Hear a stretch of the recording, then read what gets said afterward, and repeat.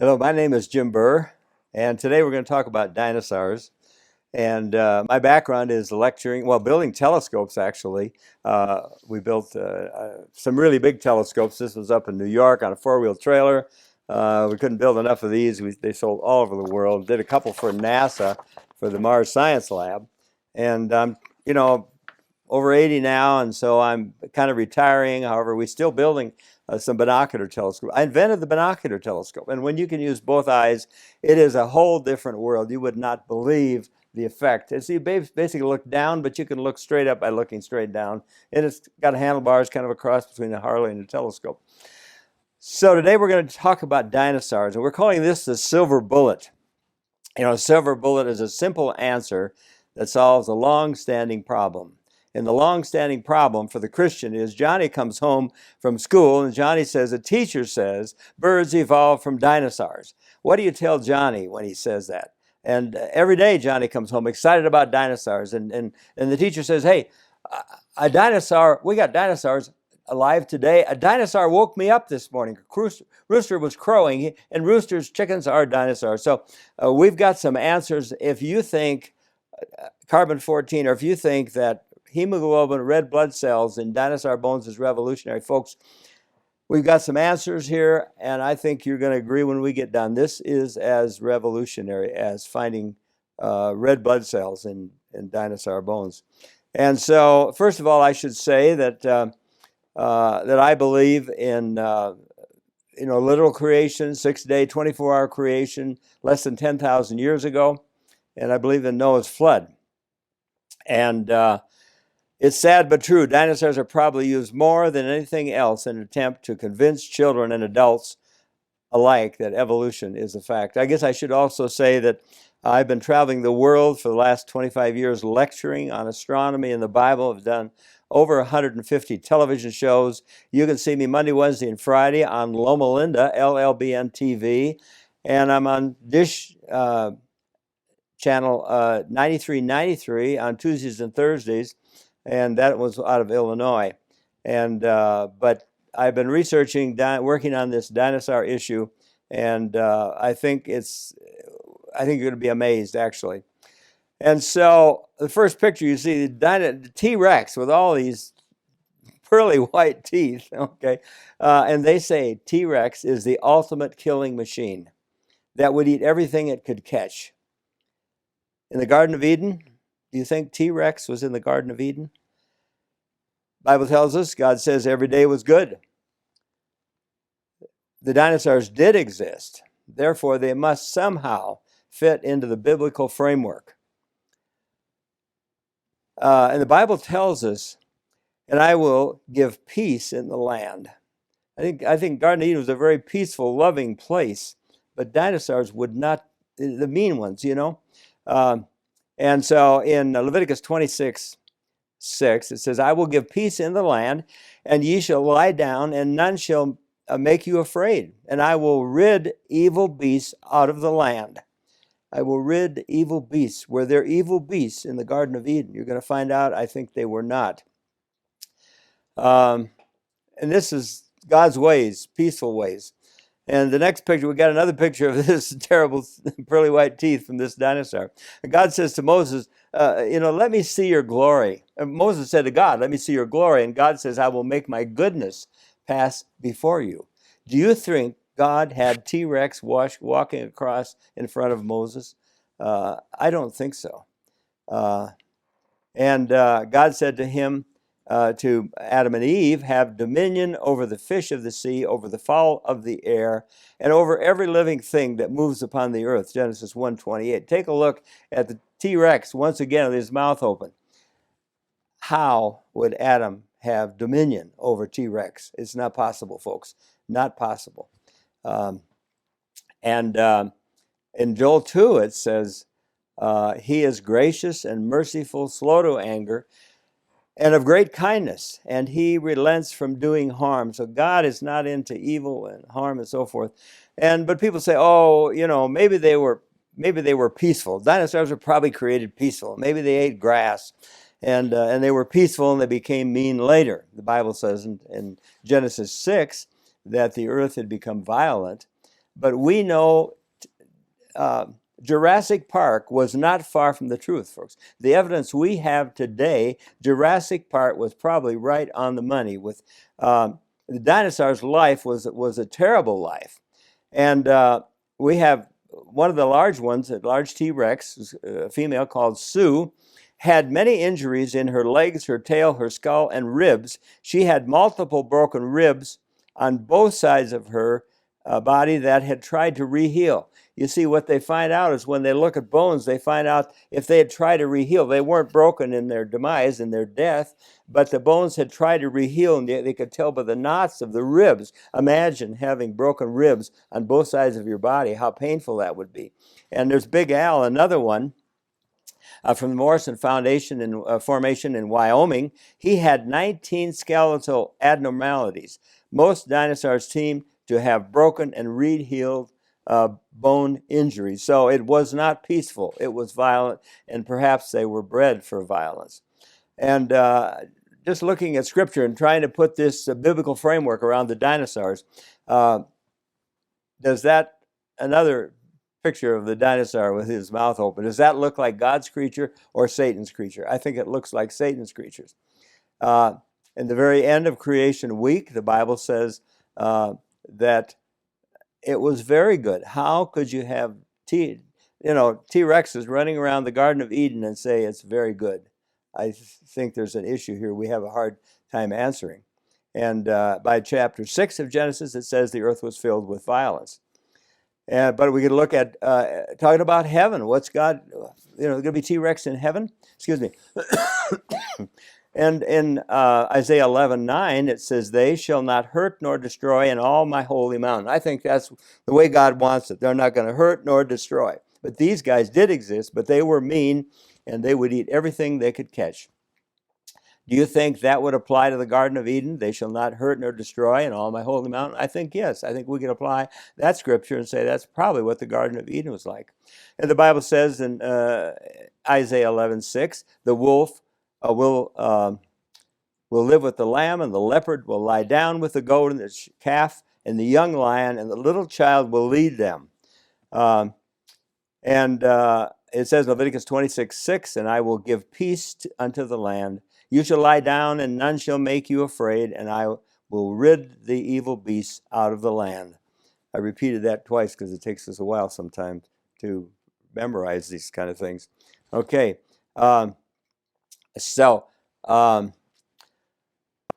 here we have a picture of Adam and Eve in a dinosaur mouth again, the ultimate killing machine. And Jack Fortune says that they were the most T-Rex, the mean dinosaurs, were the most savage killer ever to have walked the earth. Their teeth, with teeth that could have sliced through steel, with 7,000-pound jaws, they could have crushed a car. And if we look at Genesis 6, it says the earth was also corrupt before God, and the earth was filled with violence. And the Lord said, "I will destroy man whom I have created from the face of the earth, both man and beast." And that is Genesis 6, 7, and also 11. And God saw how corrupt the earth was, and every creature had corrupted its way on the earth. So in the Garden of Eden, I don't think. Now we see some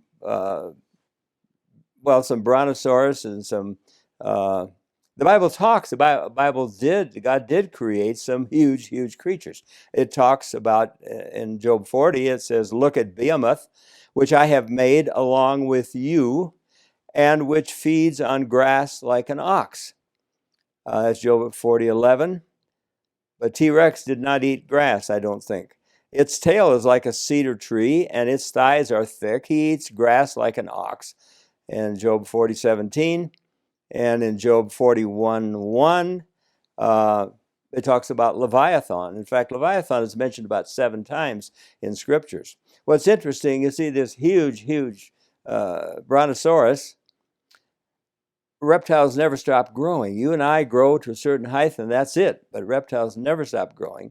And as long as they live, they continue to grow. That's why we see some huge ones. So the Bible talks about Behemoth and Leviathan, but they eat grass like an ox. Now we got another new picture of the dinosaur showing his teeth. And God said to them, have dominion over the fish of the sea and over the fowl of the air and over every living thing that moves upon the earth. Genesis 1:28. Have dominion over that guy? Folks, not possible. In fact, if they were in the Garden of Eden, I think God needs to have orientation for Adam and Eve. Orientation, Garden of Eden, Orientation 101. Adam and Eve, Adam, you're going to need an RPG. The ballistics people tell us a AK-47 is not going to bring down T-Rex. There's no way he's coming down with an AK-47. You'd need a rocket-propelled grenade, something like this little mock-up here. And Eve, you better, I mean, there's two things, Adam. There's life, this is life or death. This is serious. Don't eat of the tree, and don't leave home without an RPG to protect yourself with from the dinosaurs. Now we have a little fun with that. We're going to get serious in a minute here, but it just points out that these guys were terrible, terrible, from all the evidence that we have. And so moving along, now we see pictures of some of the beautiful creatures that God has created. The peacock, the giraffe, the wood duck, the horses, and a deer, and the elk, and all that. And the dinosaurs look like Satan's creatures. If the dinosaurs had not been destroyed in the flood, none of God's creatures would have survived. Dinosaurs would, they believe, would eat everything they could catch, and they would have killed all of these wonderful, beautiful, peaceful, animals God created. And some Christians say, well, they could have eaten grass. Grass, 60 teeth, 10 inches long, serrated teeth, eating grass. You think so? I don't think so. And an illustration would be looking at the herbivores that we have that have only teeth in the bottom of the front, only in the front. And we've got this whole list of deer, the elk, the bison, the sheep, the goats, the camels, the llamas, the alpacas, the guru, the wildebeest, giraffes, the yaks, the muskox, the buffalo, rhinoceros, pronghorns, and reindeer and cows and so forth. They all have teeth. They have grinders in the back, but the front teeth are made for eating grass. But does this look like something would eat grass with? I don't think so. Okay. Now this picture of the femur, it's listed as designated as a MOR 1125. This is a large femur of a T-Rex from the Hell Creek Formation in Wyoming. And I think you're going to see a miracle here, folks. This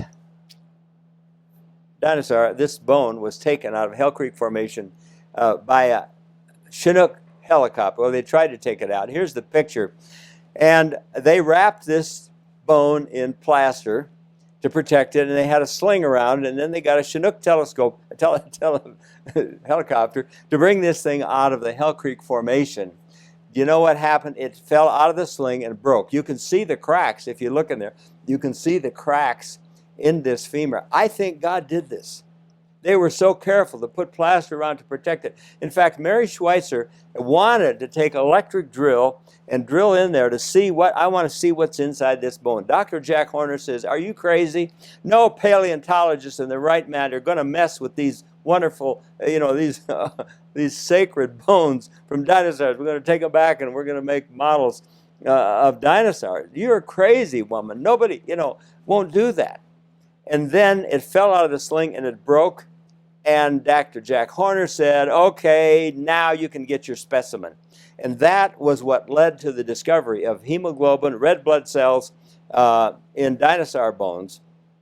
And here you see a picture that Mary Schweitzer got from that femur and red blood cells, soft tissue, hemoglobin in dinosaur bones.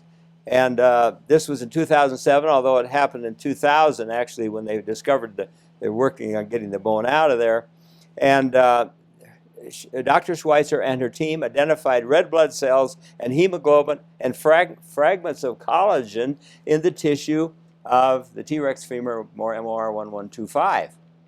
And evolutionary scientists claim it is impossible. I think it is. and they would never believe that soft tissue could be from T-Rex because the fossil was 65 million years old, and it turned to a rock, and how could you have red blood cells? There's been a lot of controversy over that.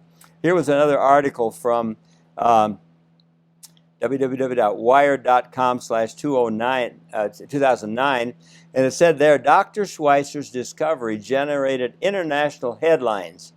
The study, Tyrannosaurus Rex, basically a big chicken. That's what this article says. T-Rex is basically a big chicken. Now, we have also found carbon-14 in many dinosaur bones, and to prove they're not 65 million years old.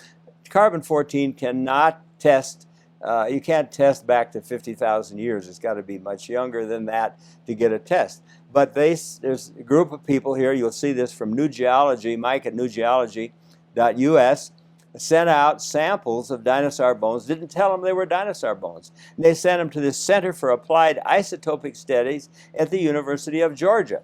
And then they got a repercussion, and here's what a note came back from this organization, CAIS, that's Center for Applied Isotopic Studies at the University of Georgia. And here's what it says. The scientists at CAIS and I are dismayed by the claims that you and your team have made with respect to the age of the Earth and the validity of biological evolution. Consequently, we no longer are able to provide radiocarbon service in support of your anti-scientific agenda. Carbon-14 is anti-scientific. And he goes on to say, I have instructed the radiocarbon lab to return your recent samples to you and to not accept any further samples for analysis. So we have evidence that they are not 65 million years old, but now they're not going to test them anymore. So Johnny comes home from school. Every day Johnny's, kids love dinosaurs. I've got a little 5-year-old grandson. I mean, at 4 years old, he could rattle off 15, 20 dinosaur names. I mean, better than I could. I've got dyslexia, so I don't do so well. But so Johnny comes home from school. Mom, did you know the birds are living dinosaurs? The teacher said birds evolved from dinosaurs, and the similarity between bird and dinosaur is undebatable today. What do you tell Johnny? And it's almost indisputable. Birds are dinosaurs. You could argue that we still live in the age of dinosaurs. This is Mark Norell, curator of the American Museum of Natural History. Now, I should say, all paleontologists don't agree with that bird evolution, but at least many of them do. Maybe the multitude, most of them do, but the vocal ones do. So going on from this guy, from Mark Norell, a curator, American Museum of Natural History, he said bird lungs are about twice as efficient as mammals, according to Norell, and it seems that dinosaurs share the same type of respiratory system. Evolutionary scientists say the latest research reinforces the long-held idea that birds and dinosaurs are one and the same. And so how does a Christian respond to that? What answers do we have for Johnny? Evolution, they will give you 40. I made a list of 40 evidence, proof that birds evolved from dinosaurs. They've got 40 of them. I want to share a few with you now. And, let's just leave this picture on the screen because I'm going to talk about all 16 of these here. And so Johnny comes home and says, okay, look at here. We have dinosaurs that have beaks like a parrot. They have legs like an ostrich. We have duck-billed dinosaurs. We have webbed feet like a duck. We have dinosaurs lay eggs. Dinosaurs brood their eggs like chickens. And you can't tell the difference. In fact, when they're hatched, hardly from dinosaurs to birds and chickens. And they both have wishbones. Dinosaurs have wishbones, and they have hollow bones that's like Swiss cheese inside. The birds need light bones to fly with. Dinosaurs some of them have the same kind of bones. They have headgear like the cassowary bird. The Triceratops looks like that. We have dinosaurs that have crocodile, alligator mouths and tails, and they have necks like an ostrich. And would you believe dinosaurs actually have gizzards? Here's number 11 is actually stones that they have taken from dinosaurs where they have a gizzard. And then we see three-toed like a chicken with a spur coming out the back on number 12. Number 13, there are 40 pairs of chromosomes in birds and dinosaurs, and their DNA is similar. And then we see the rhinoceros horn down there. You see that on the Triceratops. And then the number 16 is interesting, as the legs like an ostrich, human hands, little tiny hands. We'll get into that later. And Johnny comes home another day and says, he has all this skeletal structure, this Archaeopteryx. Look at here. They tell us that birds and dinosaurs have 10 skeletal similarities. 10. So evolution says, gotcha, you know. And we're like whack-a-mole, you know. I go on some websites, Christian websites, and they'll deal with maybe 2 or 3 issues, try to argue about dinosaurs, but we're like, they got 40, and we're like whack-a-mole. You hit one down and there's 40. They're popping up all over the place because they've got all these arguments that show that birds evolved from dinosaurs. And if you're a Christian, you don't believe in evolution. But what are you going to tell Johnny? How are you going to help Johnny? Because evolution, you know, dinosaurs are used to convince children and adults that evolution is true, probably more than anything else. And next day, Johnny says, I love dinosaurs. I'm so excited about what I'm learning in class. I'll be able to have a pet dinosaur in maybe 5 or more years. Because Dr. Jack Horner is taking a chicken egg and making a chickenosaurus. And the teacher told us that a group from Harvard and Yale just recently were able to actually reverse engineer the bird's snout back to a dinosaur-like snout. Another article in Science News, December 11, 2014, says, when it comes to DNA, crocodiles and birds flock together. You'll notice one thing. Out of those 16, they're all 15 of them are egg layers. When you look at these 40 similarities, you'll find most of them are egg layers. It's easy to do GMO, genetically modifying with egg layers. So next day, Johnny comes home and says, guess what? I checked out this book from the library by Dr. Jack Horner. And he says, how to build a dinosaur from a chicken egg. And he's doing it right now. He's working on it right now. And I'll be able to have a pet, you know, pet dinosaur. And here's a picture of a chickenosaurus, Dr. Jack Horner, doing chickenosaurus from a bird egg. And what it says here, when you take DNA from one organism and insert it into the genome of another, there is theoretically no boundaries on the extent of change that could be accomplished.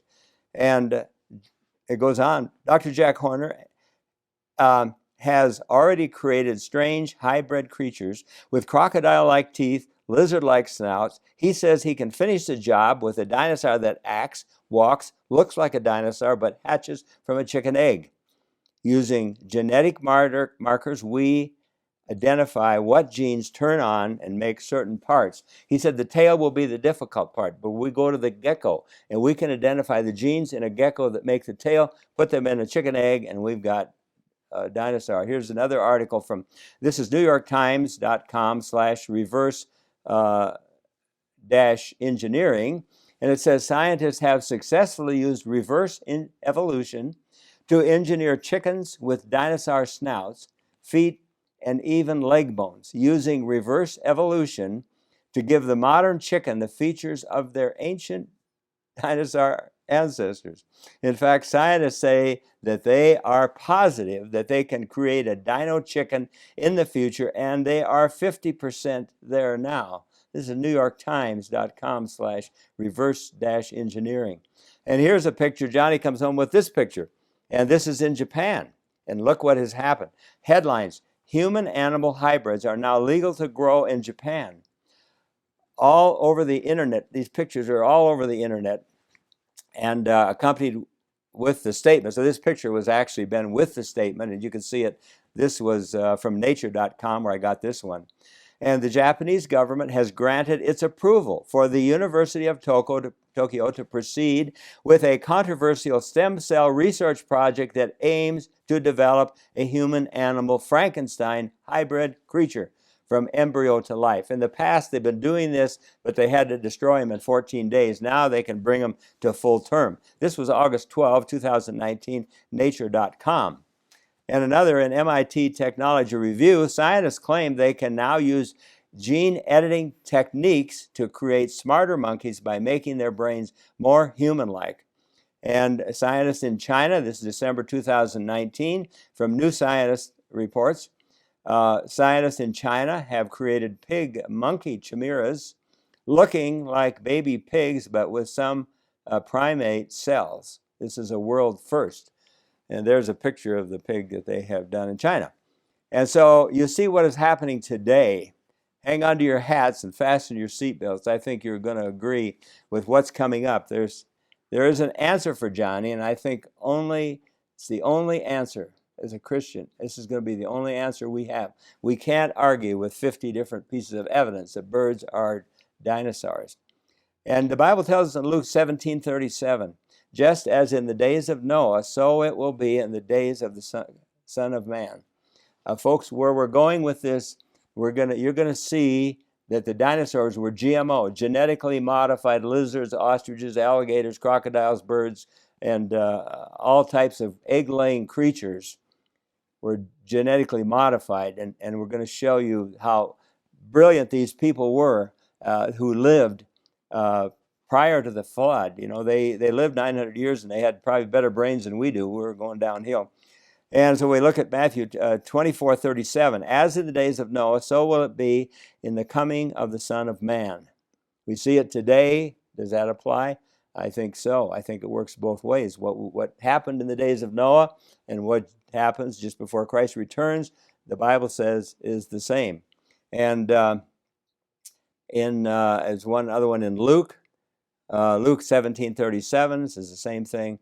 And what's interesting, in Daniel 12, verse 4, Daniel was told to shut up the book until the time of the end, when many shall run to and fro, and knowledge will be increased. Is knowledge being increased today? How fast is knowledge doubling? I mean, the numbers are just astronomical. All the knowledge that's ever been known. And what is really interesting, the Bible says many run to and fro, and knowledge will be increased. You know, if you look at the history from Adam to Paul Revere, the mode of travel was the same. Paul Revere rode on a horse. Abraham rode on a donkey or horse. The mode of travel had changed very little in 6,000 years. The mode of communication had changed very little. You know, they spoke with their voices, a midnight cry of Paul Revere. He didn't have a cell phone or a megaphone. It was a midnight cry. For 6,000 years, it's been really pretty flat. Very little knowledge increased over that time as compared to today. And then we went from Kitty Hawk, the first airplane flight in Kitty Hawk, North Carolina, we went to the moon in 60 years. But the Bible says knowledge will be increased and men will run to and fro. And I think we're seeing that in what's happening in the laboratory today, creating genetically modified animals, humans, and all sorts of things. And so it's in Leviticus 19:19, it's kind of interesting because it said, you shall not crossbreed two kinds of livestock. Now here we have a computer that was found in the ocean. This is a couple thousand years old. And I can't even pronounce the name. Antikythera, whatever it is, mechanism helped the ancient Greeks understand and plotting the universe. They have X-rayed it, and here's what the X-ray looks like. It crammed inside our traces of technology that appear utterly modern. And first, I want to give you the evidence of how smart they were prior to the flood. And then we're going to give you the evidence for the GMO, the genetically modified dinosaurs, lizards, and all that. And so if you look this up, you'll see there are gear wheels that drove at least 7 hands at various speeds. The hands displayed celestial time, 1 hand for the sun, 1 for the moon, and each for the 5 planets, the naked eye planets. And a rotating black and silver ball that showed the phase of the moon. Inscriptions explained what stars rose and set on a particular date. So this is very sophisticated technology they had. And these people were brilliant back there. They were so smart that they were doing GMO, genetically modified lizards, ostriches, alligators, crocodiles. Like today, the dinosaurs were genetically modified. I already said that, sorry. Mostly egg layers, but as in the days of Noah, so is it going to be at the end of time. As in the days of Noah. We've seen they couldn't have been in the Garden of Eden because that was peaceful. Something happened between the Garden of Eden and the flood. And then something happens at the end of time, just before Jesus comes. We get the same thing. I think that text works both ways. What was happening then is what is happening today is working both ways. Then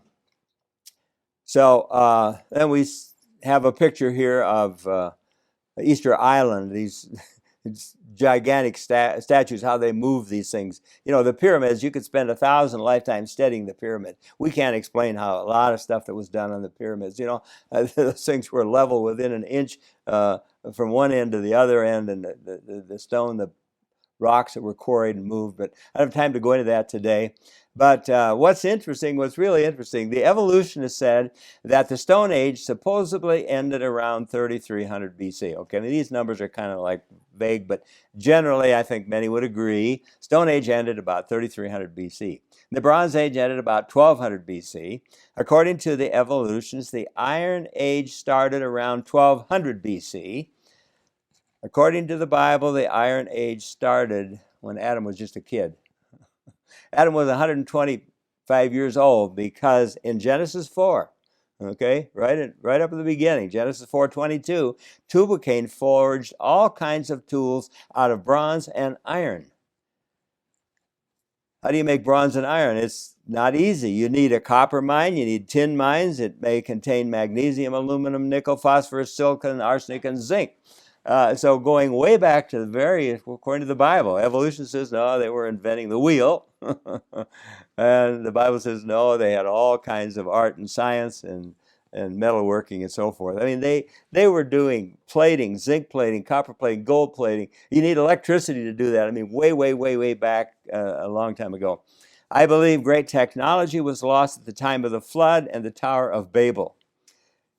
It's interesting. History Channel says, there's a program on History Channel which says, why were they smarter than we are? Why were they smarter than we are?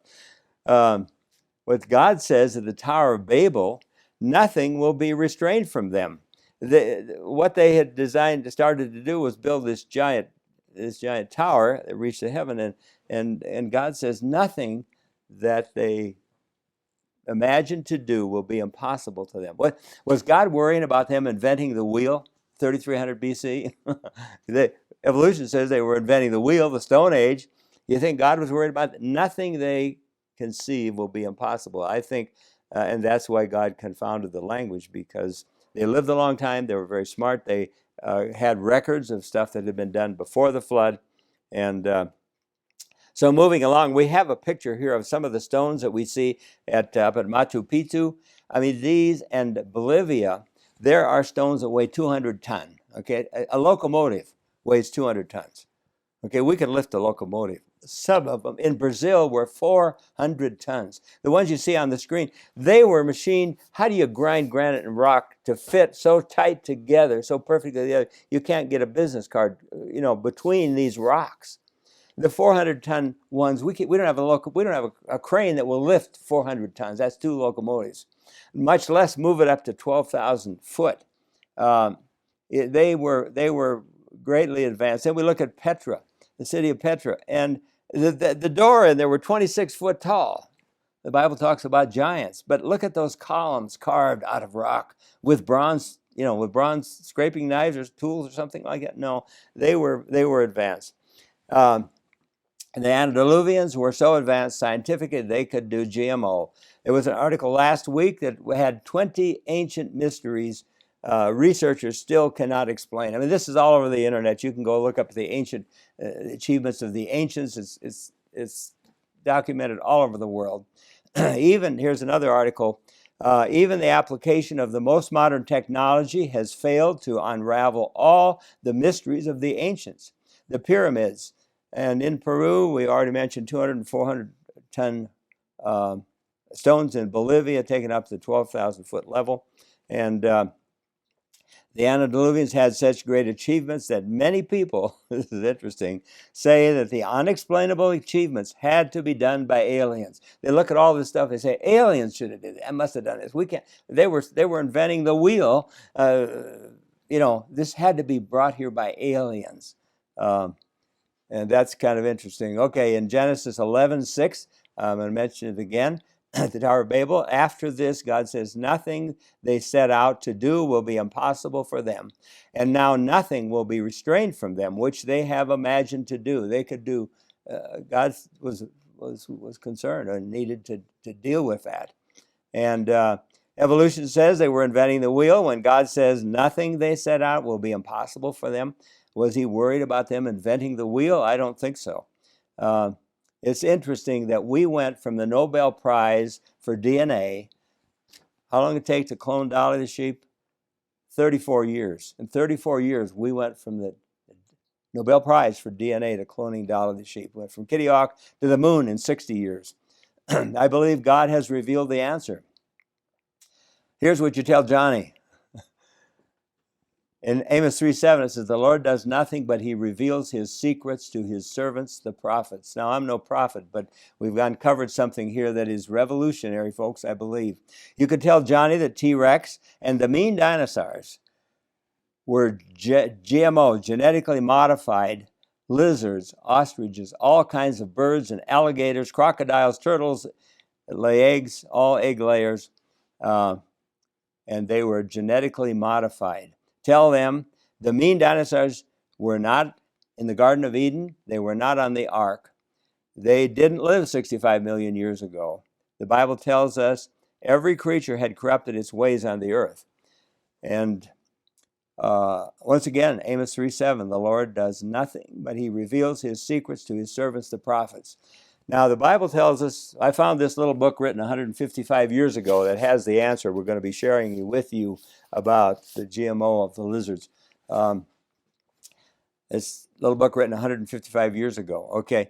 In Acts in the Bible, I'm going to go to the Bible now. In Acts 2:17 and in Joel 2:28, here's what it says. In the last days, God says, I will pour out my spirit on all people.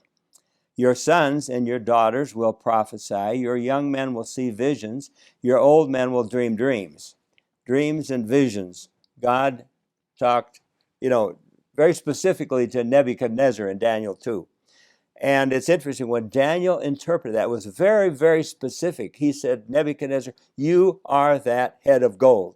Now, if you look at Gene Dixon and Notre Dame and Edward Casey, they are very, very vague. You could take their prophecies and apply them wherever you want. They fit. They're so vague, it's like nailing jello to the wall. They're not specific. But when God does it, he gives them a dream, and he gives a vision, and it's very specific. That dream Nebuchadnezzar had, Babylon, Medo Persia, Greece, Rome, and so forth. Very specific.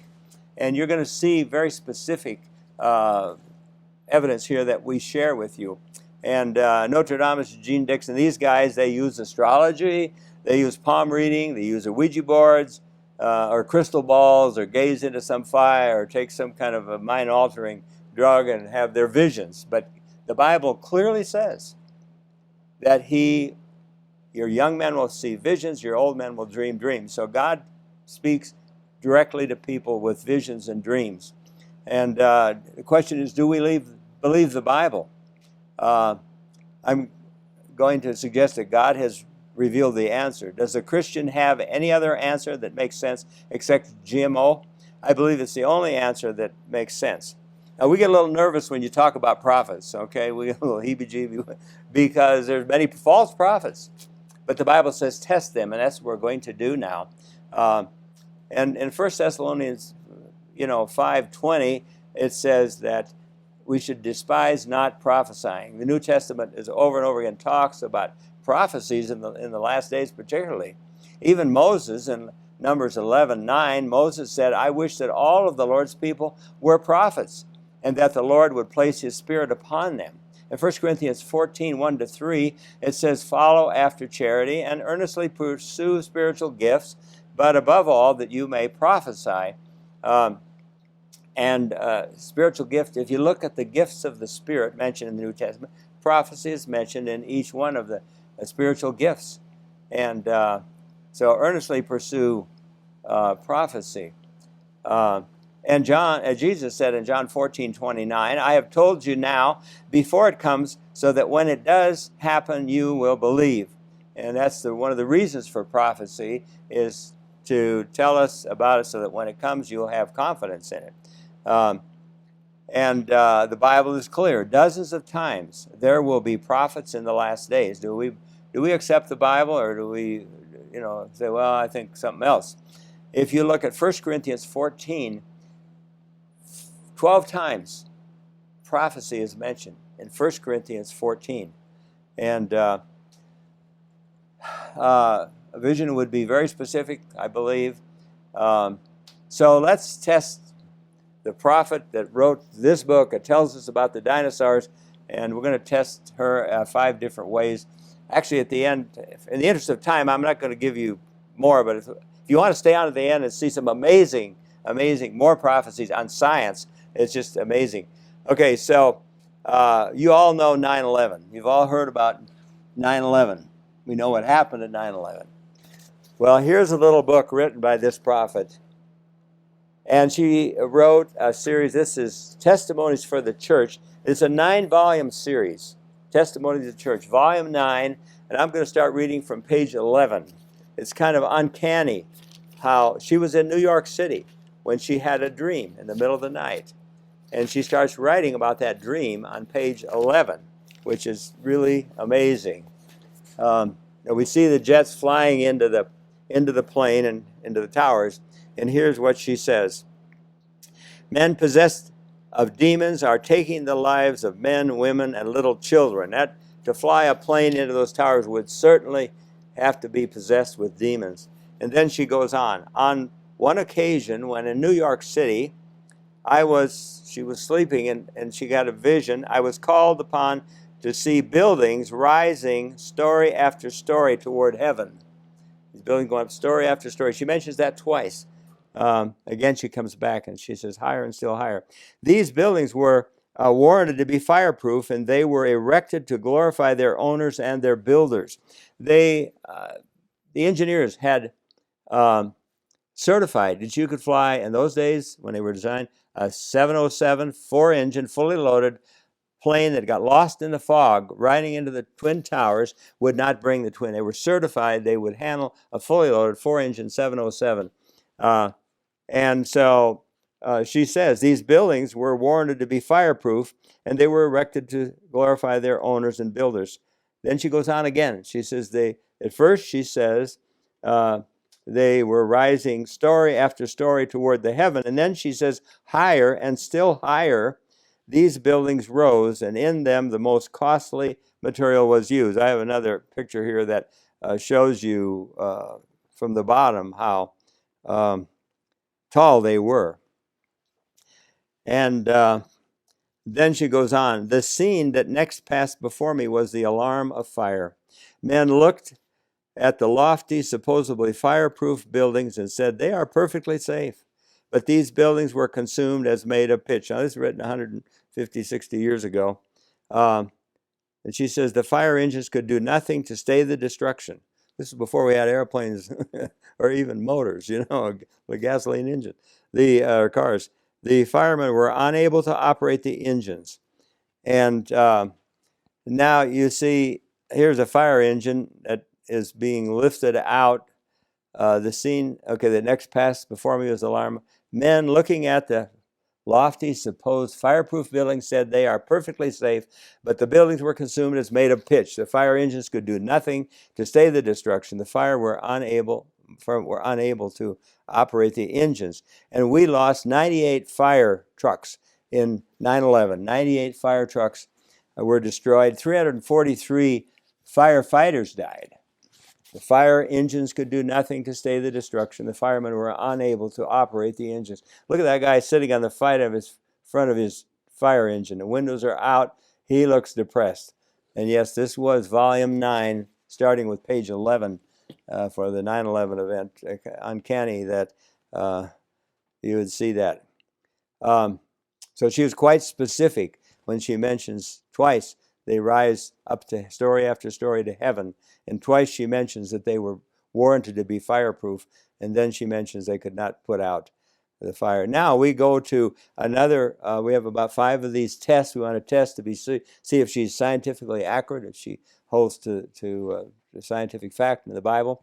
And here we see in 1864, she had a dream, a vision, and she was shown that tobacco was a slow, insidious, most malignant poison. That was 1864.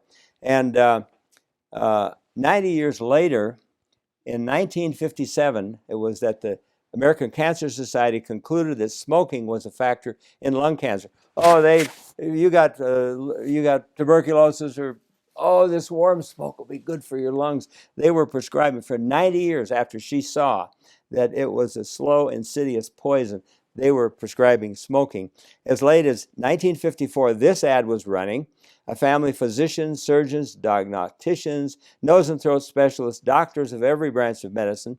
A total of 113,000 doctors were asked the question, what cigarette do you smoke? More of them named Camel as their smoke than any other cigarette. And here we see in a hospital room in the 50s, you could actually buy cigarettes in the room. And here you see a guy in an iron lung, they're holding a cigarette for him to smoke.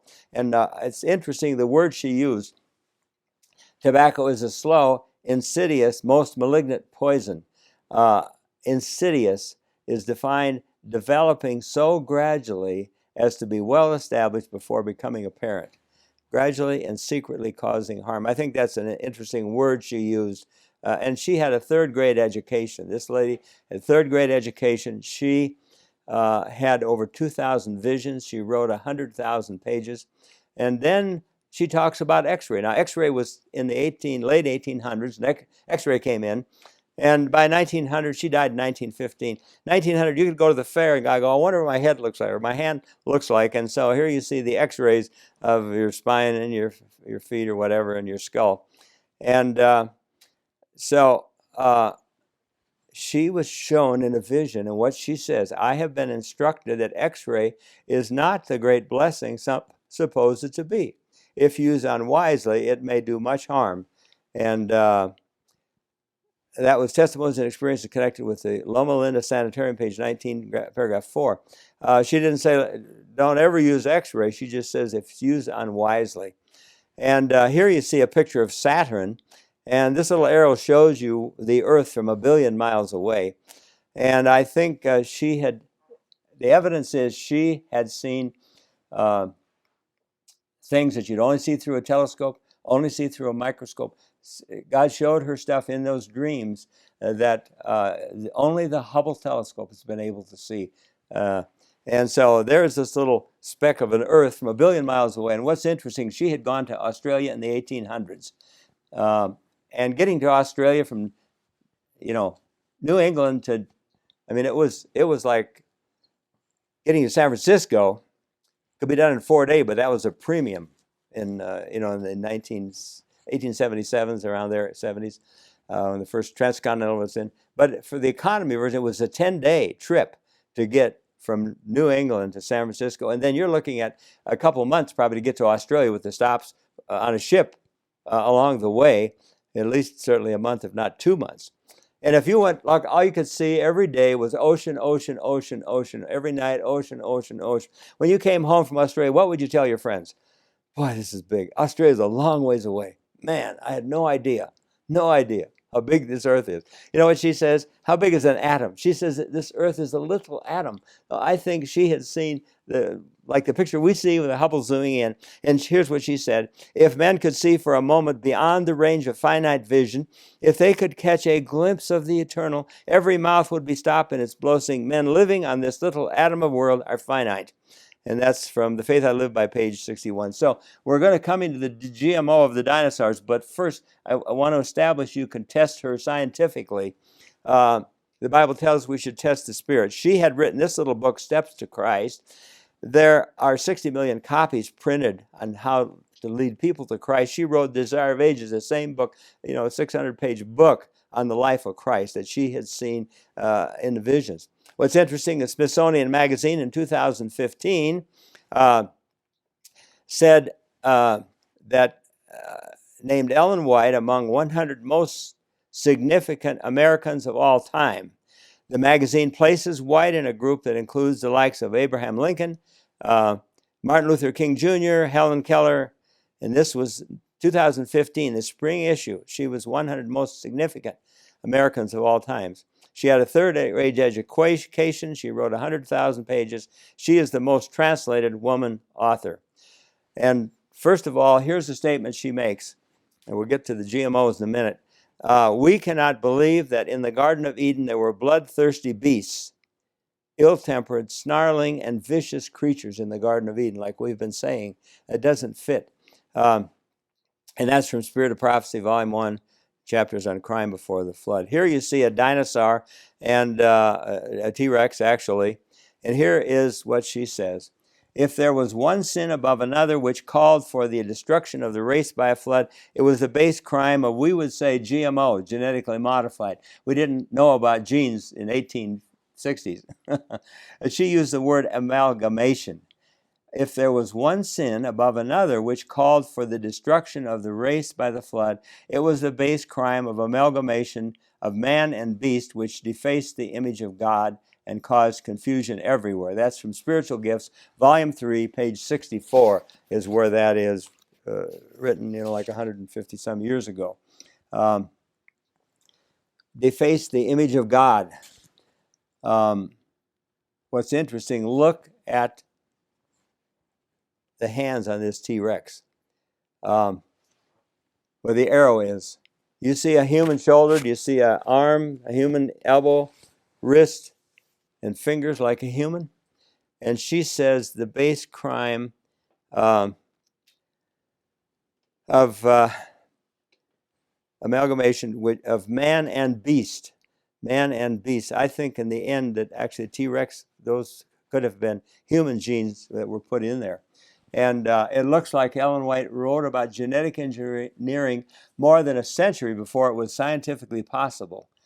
And then in another place in Selected Messages, Volume 2, she says, Satan engineered some of the amalgamations using his ingenious methods. So Satan was probably involved in this to deface the image of God. And then the next statement she makes is really interesting. And it says, every species of animals which God had created were preserved on the ark. The confused species which God did not create, which were the result of amalgamations, or GMO hybridization, were destroyed by the flood. That's from Spiritual Gifts, Volume 3, that's page 75 of this little book. And so we see when we look at the giant, I've told you that we have I've discovered 40 similarities, 40 things that show us that birds evolved from dinosaurs. As a Christian, we don't believe in evolution. And yet we have all this evidence. What do you tell Johnny? What do you tell Johnny? How are you going to deal with that? We don't have a good way of dealing with that. And everybody's trying to come up with answers. Well, they wouldn't live 68 million years ago because we have carbon-14 and we have red blood cells and hemoglobin. What else can we say about all 40 of these arguments that they have? And Leviticus 19:19 says, obey my laws, never crossbreed the kinds of animals. Another statement she made, and she said there was a class of very large animals which perished in the flood. God knew that the strength of man would decrease, and these mammoth animals could not be controlled by feeble man. And that's basically my presentation on the dinosaurs. However, I have about 3 or 4 more just amazing, fun stuff that I have uncovered that she was showing that's scientifically accurate today. Is just amazing. And so for those, if you've got a little time left and you want to follow this through for a few more minutes, let me share a couple more things with you that she said that just are truly amazing. And in 1902, she said San Francisco was so wicked that if it didn't repent, they would be punished. And 4 years later, in 1906, the earthquake destroyed 3,000 people, 25,000 buildings. Did she say, I told you so? No. When she rode in the carriage and she heard the paperboy crying out, San Francisco earthquake, San Francisco, she cried when she saw that. Now here we see a picture of corn, and this is so amazing. Let me get a cob of corn here. I have been wondering for a couple of years and looking on the internet, how is it that a kernel of a seed can be in a pyramid for 4,000 years? How is it can germinate and grow after 4,000 years? And I can't find it. I can't find any answer for it. I had talked to a PhD biologist who teaches professor of biology. How can that seed sit for 4,000 years and grow? There's an alternator there. You have an alternator in your car. There's an alternator in every seed. It's called ATP. ATP motors that produces the electricity to copy the DNA, to replicate the DNA, to go in the DNA. And here's a picture of here's a mock-up block diagram of the ATP motor. This thing turns at 12,000 RPM. It produces the energy to read the DNA, to copy the DNA, to replicate the DNA. You can't do that without energy from the ATP motor. What's this doing for 4,000 years in a pyramid? What's happening to your 4 chemicals in your DNA and your letter codes and this? And do you know, this lady wrote a book, Ellen G. White wrote a book, Christ's Object Lessons, because Christ talked in parables. Everything was parable. The Bible says, without parables did he not speak. He told parables they could identify with, and she was able to expand on that with the things she saw, and it's just truly amazing. I got the answer in Christ's Object Lessons, page 60, I think it was 63, and she saw the answer. And today, is it Florida, University of Florida, there, people are going crazy. These PhD doctors are going crazy because they discovered what she said is working. And a seed will not grow, start, or run, or replicate without the alternator, the ATP, just like you have in your car. You think you could jumpstart your car after 4,000 years? How are you going to jumpstart the ATP motor, the little generator in here? For 2 years, I have been struggling with this, as I told you that, and I don't see an expiration date on this. Everything in your kitchen has an expiration date on it, okay? I don't see an expiration date on that. The seed has, here's what she says, Christ's Object Lessons, page 63. The seed has in itself a germinating principle, a principle that God himself has implanted, yet if left to itself, the seed would have no power to spring up or grow. And then she goes on, and she says, the showers of rain must be sent to give moisture to the thirsty field. The sun must impart heat. And then the secret, electricity must be conveyed to the buried seed. Electricity or magnetism would be in the 1850s. Electricity, magnetism probably mean much the same. She says electricity must be conveyed to the buried seed. Well, we know that's possibly coming from the sun or maybe a chemical reaction in the ground. But she says electricity. And guess what we found today? If you Google up the effects of magnetic field on seed germination, you will be amazed what they're discovering now. Seed growth and yield is like doubled. A magnetic field, seed pops up in half the time it does if it doesn't have a magnetic field. A study carried out in 1990 to understand the effects of magnetic field on seed germination. The growth percentage increased by up to 44%. Beans produced 45 days, normal 70 days. Side by side with the magnetic field, in 45 days, we had green beans fully mature, where it would take 70 days normally. That's my presentation. Our website is heavensdeclare.org. You can see my speaking schedule there. You can find us on YouTube. If you go to YouTube and put in Jim Burr, or even add Heavens Declare, you'll find, I don't know, a lot of maybe 50 programs there you can watch on astronomy in the Bible. And this one will eventually be on YouTube as well. I want to thank you for watching. I hope it's been a blessing. I think we now have an answer for the dinosaurs. Thank you much.